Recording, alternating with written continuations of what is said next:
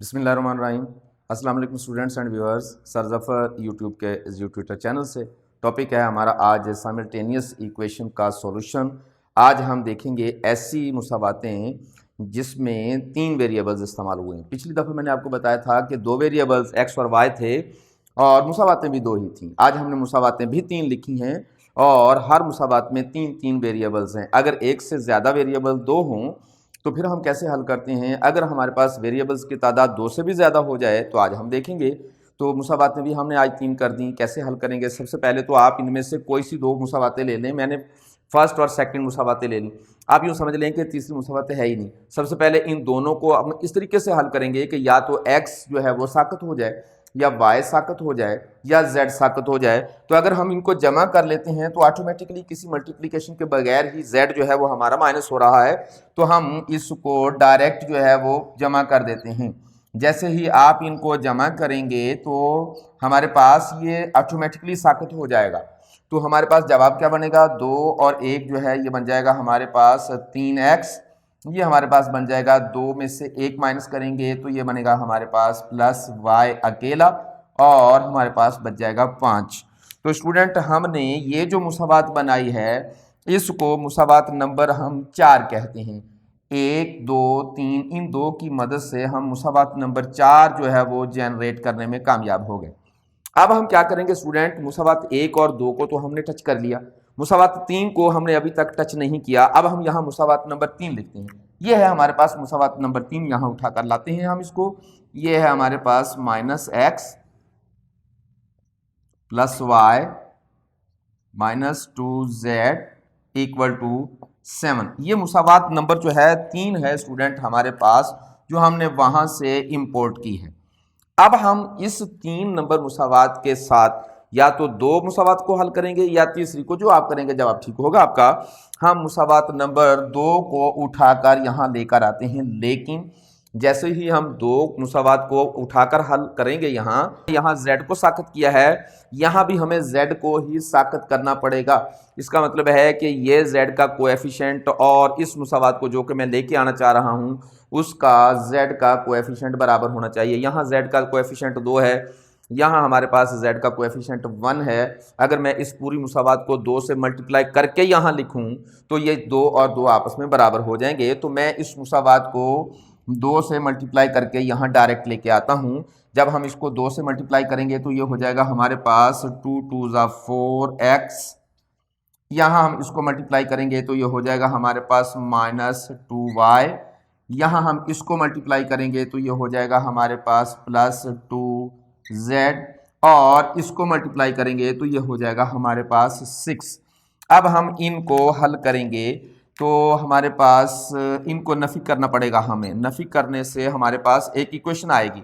जानते हैं स्टूडेंट, आप नफ़ी करने के लिए हमें अलामतें चेंज करना पड़ती हैं। जमा है तो नफ़ी हो जाएगा, नफ़ी है तो जमा हो जाएगा, सारी अलामतें चेंज, ये आपस में माइनस हो जाएगा हमारे पास। तो हमारे पास 4 और 1 5, ये बच जाएगा हमारे पास माइनस 5x। फिर है हमारे पास 2 और 1 जमा 3y और ये हमारे पास बन जाएगा 1। ये हमारे पास एक नई इक्वेशन आ गई, इसको हम कहते हैं इक्वेशन नंबर 5। ये हमारे पास 4 और 5 दोनों इक्वेशन जो है वो हमने इनकी मदद से हल किया। अगर आप मुसावात नंबर 4 को और मुसावात नंबर 5 को गौर से देखें तो इन दोनों मुसावातों में वेरिएबल्स की तादाद 2-2 रह गई। यहाँ भी x और y है, यहाँ भी x और y है। अगर आप इसको हल कर दें या तो y साकत हो जाएगा या x साकत हो जाएगा। तो पहले तो हम इन दोनों मुसावातों को उठा कर लाते हैं। यहाँ मुसावात नंबर 4 को लेके आते हैं। यहाँ मुसावात नंबर 4 है हमारे पास 3x plus y equal to 5, ये आ गई हमारे पास में। अब हम इसको उठा कर लाते हैं, ये आ जाएगी हमारे पास 5x, ये है हमारे पास जमा 3y इक्वल टू 1।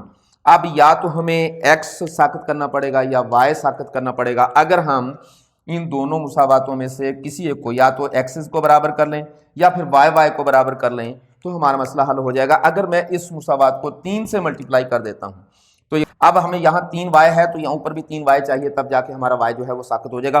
ऊपर वाली पूरी इक्वेशन को 3 से मल्टीप्लाई कर देंगे तो मुसावात नंबर 4 को हम अगर मुसावात नंबर 4 4 को अगर 3 से ज़रब कर दें तो हमारे पास क्या बन जाएगा, इसको 3 से ज़रब करके लिखते हैं, 3 को इससे ज़रब करेंगे तो ये बन जाएगा हमारे पास 3 3 9x, इसको ज़रब करेंगे तो ये बन जाएगा हमारे पास 3y, इसको ज़रब करेंगे तो ये बन जाएगा हमारे पास 15। ये वैसे की वैसे ही लिखनी पड़ेगी, आपको इसमें कोई तरमीम नहीं हो सकती।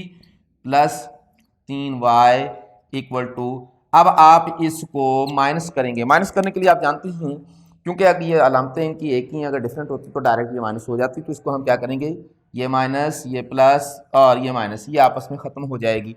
ये हमारे पास बन जाएगा 9 और 4, ये बन जाएगा हमारे पास 14x इक्वल टू 15 में से 1 माइनस करेंगे 14, तो x बराबर 14/14, जवाब आ जाएगा 1। तो यहाँ स्टूडेंट हमारे पास पहला हल हासिल हुआ, x की वैल्यू आ गई हमारे पास 1। अब x की इस एक वैल्यू को या तो मुसावात नंबर 4 में या मुसावात नंबर 5 में रख देंगे, क्योंकि वहाँ वेरिएबल्स की तादाद 2 है, तो हमारे पास x की वैल्यू रखने से y की वैल्यू आ जाएगी। हम इसको करते हैं मुसावात नंबर 4 में दर्ज करने से।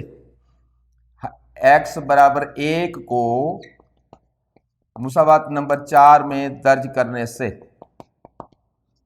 अब हम इसको दर्ज करेंगे। मुसावात नंबर 4 क्या है हमारे पास, ये रही मुसावात नंबर 4, ये है 3x plus y equal to 5। हमने ये वाली मुसावात जो है उठा के यहाँ लिखी, x की वैल्यू लिखें 3 मल्टीप्लाई करेंगे 1 जमा y बराबर है 5, ये हो जाएगा 3 इक्वल टू और 5 y इक्वल टू 5, ये 3 उधर जाके हो जाएगा माइनस, तो y की वैल्यू हमारे पास बच गई 2। तो हमारे पास ये एक दूसरा आंसर आ गया, x की वैल्यू आ गई हमारे पास, y की वैल्यू भी आ गई। और अब इस x और y की वैल्यूज को जिस मुसावात में भी आप रखेंगे आंसर आ जाएगा। आप ये मुसावात ले लें, ये ले लें, ये ले लें, कोई सी भी मुसावात ले लेते हैं हम, इन दोनों वैल्यूज को x बराबर 1 और y बराबर 2 को मुसावात 1 में दर्ज करने से, अब हम इसको दर्ज करेंगे। मुसावात 1 कौन सी है हमारी, उठा कर लाते हैं हम यहाँ से, ये वाली मुसावात हम कहेंगे x plus 2y minus z equal to 2। ये सारी की सारी मुसावात उठा कर ले आए, वैल्यूज को दर्ज करें। x की वैल्यू 1 है, हम 1 लिखेंगे, प्लस 2, इसकी वैल्यू है 2, हम 2 से मल्टीप्लाई करेंगे, नफी z बराबर है 2।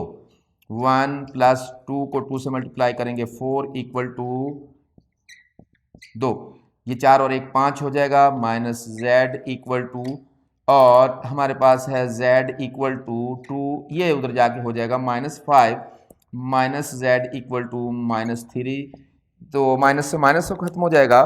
तो हमारे पास जो z की वैल्यू बचेगी वो बचेगी 3, ये हमारे पास z की वैल्यू 3 बच जाएगी।